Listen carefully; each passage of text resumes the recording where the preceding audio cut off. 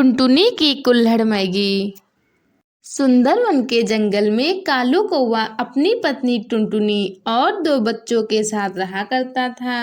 कालू रंग बिरंगी कुल्फी बेचकर अपने घर का खर्चा चलाया करता था। ठंड का मौसम शुरू हो चुका था, जिसके चलते कालू की रंग बिरंगी कुल्फी खाने कोई पक्षी भी नहीं आता था।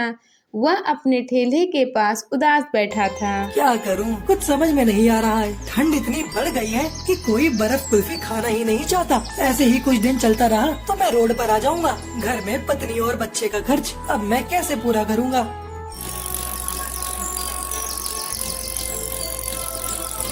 शाम में थका हारा कालू घर लौटा।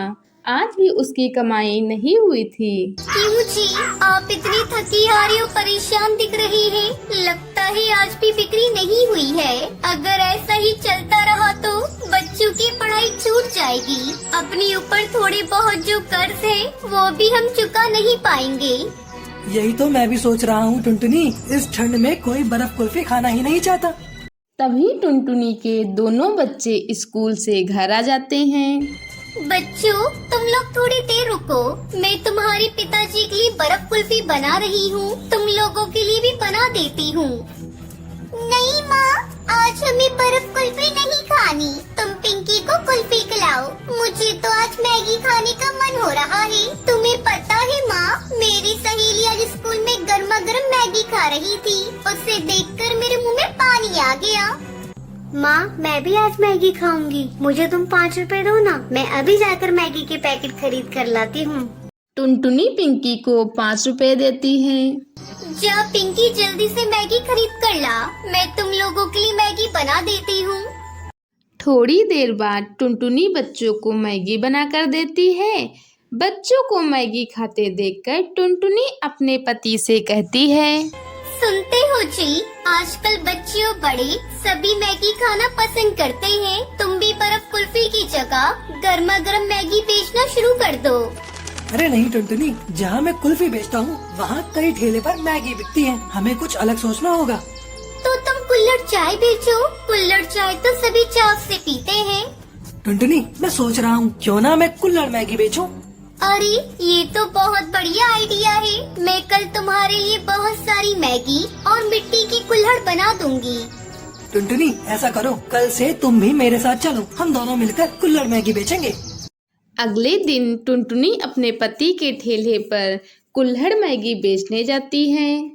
आइए आइए, गर्मा गर्म कुल्हड़ मैगी खाइए। मुंबई की मशहूर कुल्हड़ मैगी आपके जंगल में पहली बार बिकने के लिए आई है।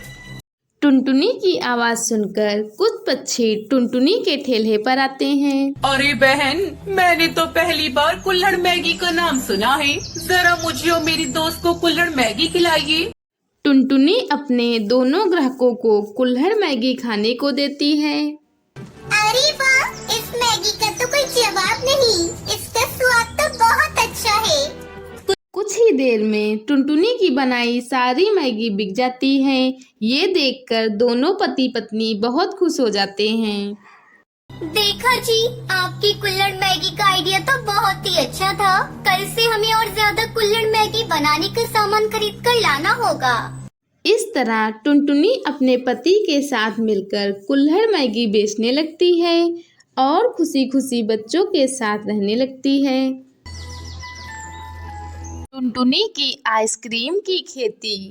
राजस्थान के जंगल में टुनटुनी चिड़िया अपने 2 बच्चों के साथ रहा करती थी। उसका पति कालू कौवा अपने साथ काम करने वाली कौवी से शादी करके अलग घर बसा लेता है। बेबस टुनटुनी चिड़िया किसी तरह अपने बच्चों को पालने लगती है।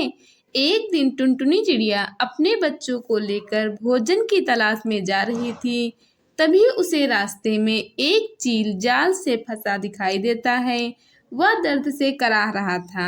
जैसे उसने टुनटुनी चिड़िया को देखा, वह आवाज लगाकर कहता है, चिड़िया बहन, मुझे इस जाल से आजाद कर दो। मुझे शिकारी ने यहाँ कैद कर रखा है। अभी थोड़ी देर में वो आ जाएगा। मेरे छोटे छोटे बच्चे हैं। मेरे बगैर मेरे बच्चे मर जाएंगे। मुझे जल्दी से आजाद कर दो चिड़िया।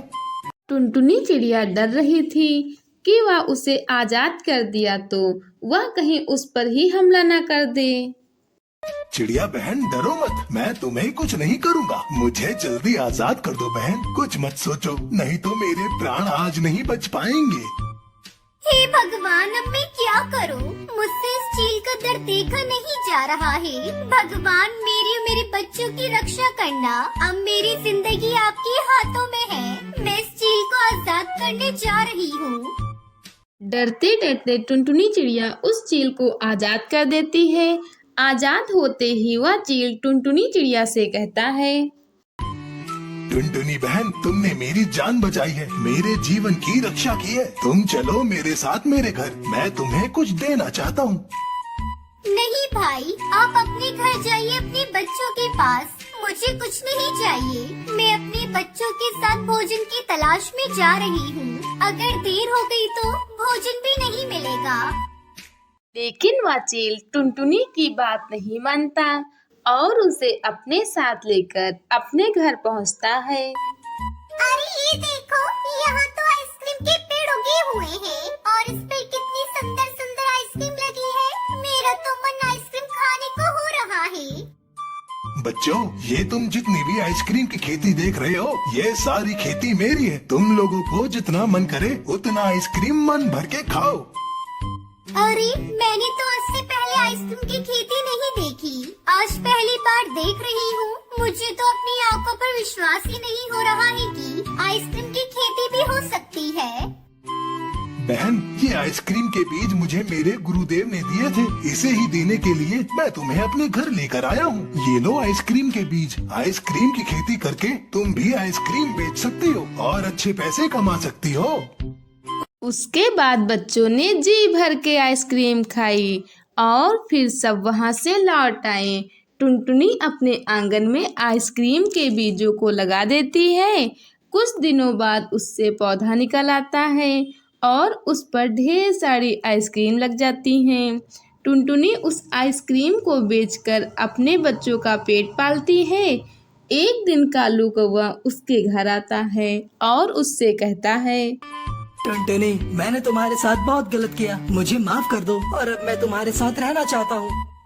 नहीं कालू, अब बहुत देर हो गई। मैं नहीं रह सकती तुम्हारे साथ। तुमने मुझे धोखा दिया और उस काली कलूटी कौवी के साथ भाग गए। चले जाओ यहाँ से। कालू को टुनटुनी की बात पसंद नहीं आती और वह गुस्से से वहां से चला जाता है और सोचने लगता है, इस टुनटुनी के तो तेवर ही बदल गए। ज्यादा ही आइसक्रीम बेचने वाली बन रही है ना। इसके सारे आइसक्रीम के पौधे तोड़ देता हूँ, फिर देखता हूँ कैसे बचती है आइसक्रीम। अगले दिन कालू कौवा टुनटुनी की आइसक्रीम की खेत में जाता है और वह आइसक्रीम के पौधे तोड़ रहा होता है कि तभी वहां चील आ जाता है और वह कालू कौवे को पकड़कर खूब पिटाई करता है।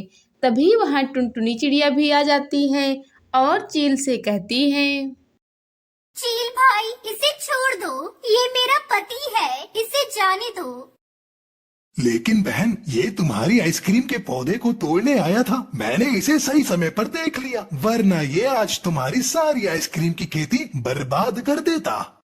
टुनटुनी, मुझे माफ कर दो। अब से मैं तुम्हें कोई भी नुकसान नहीं पहुंचाऊंगा। मुझे जाने दो चील भाई। मैं मानता हूँ मुझसे गलती हो गई। बदले की आग में मैंने ये सब किया, लेकिन मैं वादा करता हूँ मैं दोबारा ये गलती नहीं करूँगा। छोड़ दो मुझे।